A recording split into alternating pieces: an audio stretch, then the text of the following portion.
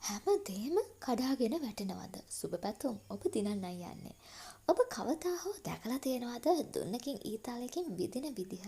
ඊතලයේ වේගෙන් ඉස්සරහට යන්න නම් මුලින්ම මේක උඩරිම වෙර යොදලා පස්සට අදින්න ඕනේ.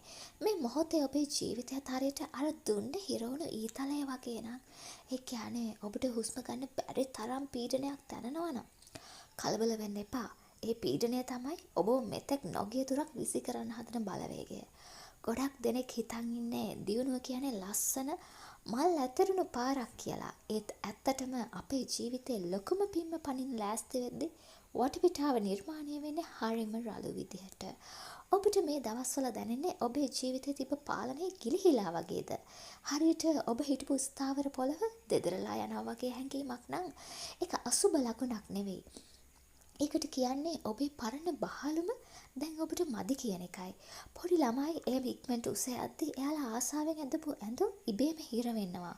ඒ ඇඳුම් කැත වෙලා ළමයා ලොකු වෙලා ඔබේ රැකියාව ඔබේ මිතුරු ඇසුරු නැත්තම් ඔබේ ආදායම් මාර්ග හිර වෙලා හුස්ම ගන්න අමාරු ගතියක් දැනෙනවා නම් තේරුම් ගන්න ඔබ දැන් ආත්මීය වශයෙන් ලොකු වෙලා පරණ ඇඳුම ගලවලා දාන්නම වෙනවා. අලුත් ඇඳුමක් අඳින්න නම් ඒ අපහසුතාවයේ දියුණුවේ අනිවාර්ය අංගයක්. මේ වෙලාවේ ලොකුම අභියෝගය එන්නේ ඔබේ සාක්කුවට වෙන්න පුළුවන්. ලොකු ජයග්‍රහණයක් ලබන්න ඔන්න මෙන්න තියෙද්දී අතේ සතේ නැති වෙන තත්ත්වයක් එන්න පුළුවන්. මේක හරියට ගොවිතැන් කරන කාලෙට කුඹර වේලෙනවා වගේ වැඩක්. අස්සන්න කපන්න කලින් ගොවියට ටික කාලයක් ඉවසන් ඉන්නම වෙනවා. ආදායම් මාර්ග ඇහිරෙන්නේ ඔබේ ගමන නවත්තන්න නෙමෙයි. ඔබ වෙනත් ලාභදායී මාර්ගයකට බලෙන් තල්ලු කරන්න. සමහර විට ඔබ මෙච්චර කල් ගියේ පයින් නම් දෛවයට ඕන වෙලා ඇති ඔබට වාහනයක් දෙන්න. හැබැයි වාහනය ලැබෙනකම් පයින් යන එක නතර කරන්න වෙනවා. ඒ අතරමැදි කාලය හරිම අමාරුයි. හැබැයි ඒක తాවකාලිකයි.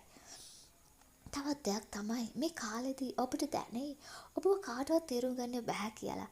පවුලේ අය ළඟම යාළුවෝ පවා ඔබෙන් ඈත් වෙන්න පුළුවන්. ඒකට දුක් වෙන්න එපා. රාජලියෝ පියබන්නේ තනියම. ඒත් කපුටෝ ගිලන්නේ රංචු පිටින්. ඔබේ දැන්ම ඉහළට යද්දී, ඔයා දැක්ම ඉහළට යද්දී පහළ ඉන්න අයට ඔබ පේන්න බොහොම පුංචියට. ඔබේ සිතුවිලි සහ සැලසුම් අනිත් අයට විහිළුවක් වගේ පේනවා නම් ඒ කියන්නේ ඔබ හරි පාරේ යනවා. ඔබේ මනස ඊළඟ මට්ටමට අප්ඩේට් වෙද්දී පරණ වර්ෂන් එකේ හිටපු අයත් එක්ක කරන භාෂාව නොගැලපෙන එක සාමාන්‍ය දෙයක්.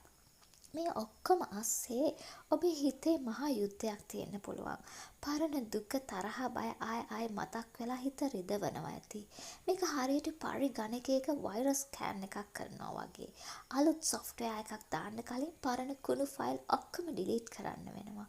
ඔබේ හිත පිරිසිදු කරන ක්‍රියාවලියකට යොමු වෙලා තියෙන්නේ. ඔබට මේ වෙලාවේ හිතේ ඇයි මටම මෙහෙම වෙන්නේ කියලා. නමුත් මතක තියාගන්න. යකඩයක් පන්නරය ලබන්නේ ගින්දරේ රත් වෙලා. තලා පෙළලා ගත්තම විතරයි. ඔබ දැන් ඉන්නේ ඒ පන්නරය ලබන උදුන ඇතුලේ.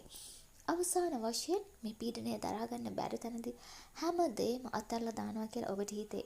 අන්න ඒ මොහොතේ තමයි තිරණාත්මක තැන. රෑ වැඩියෙන්ම කලවර වෙන්නේ ඉර පායන ඔන්න මෙන්න තියේදී. ඔබ අතාරින්න තියෙන තැන තමයි ඔබේ ජයග්‍රහණයේ දොරටුව තියෙන්නේ. ඒ නිසා මේ කැළඹීම දිහා බය වී බලන්න එපා.